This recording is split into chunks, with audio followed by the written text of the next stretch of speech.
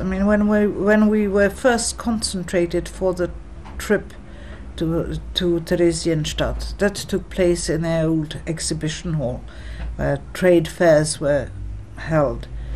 And that was, now with hindsight I can see it was deliberate, but then I didn't understand. We all gathered there, and the SS came with dogs, and they practiced arms drill, and they shouted and they beat some people. That's when you first had the real raw fear, and you saw that your parents were also afraid and couldn't protect you, because until then you had your parents to protect you. But with the Nazis, they enacted that on purpose, of course, to keep us quiet and obedient. But that was the first real attack of fear. In Theresienstadt that wasn't quite so bad, because the day-to-day affairs were not conducted by the Nazis. They were, of course, in charge. The SS was in charge, but you hardly ever saw them in the streets. It was either the Czech gendarmes or then later also the ghetto police. So you were hardly ever, as a child, in contact with the SS, so you didn't have that fear.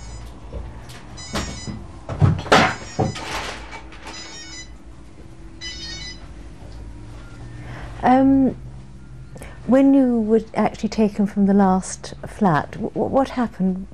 You were rounded up and taken to... No, we weren't rounded up. We were told to report. Everybody... Who told you to report? There was a special office for that. First you had to register. There were queues miles long when the Germans first came, and all Jews had to register. And then the transports were formed. The transports were usually of 1,000 people each. And the parents, of course, we children just knew it had happened. You were served with an official notice, a summons, to report at that and that time, on that and that date, in that, we used to call it the Palace of Fairs. And that's where you lost your identity and everything, and that's where you became a prisoner. That's where it started. What can you tell me from your memory banks that you remember of that day? Well, we were extremely well equipped. We were equipped as if we were going on a luxury cruise or luxury holiday camp. My mother translated everything into real things, so we had sleeping bags and sort of jumpsuits, and all this was packed. We were allowed to have 50 kilos each, which of course no way could we lift 50 kilos each. But that's what we dragged into that palace, and that was taken by train near Theresienstadt, and then we had to walk the rest of the way, and most of us couldn't carry the things, and so they were put on carts and carried after us.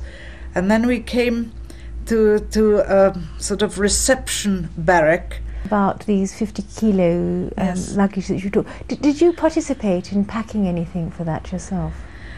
No, I was told what was in there, but no, I didn't participate.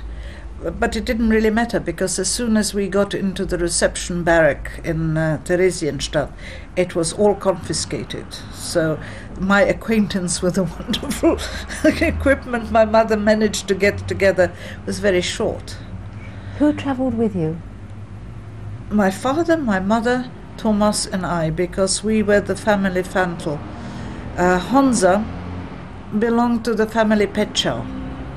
And in any case, he was older, and he had a fight with some Nazi in the street, because he was a boxer, he hit him, and he was arrested. So he didn't come the normal way at all. He was arrested much sooner, and when he came to Theresienstadt, he came as a prisoner. He spent some time in the Theresienstadt jail, where we could visit him once a week.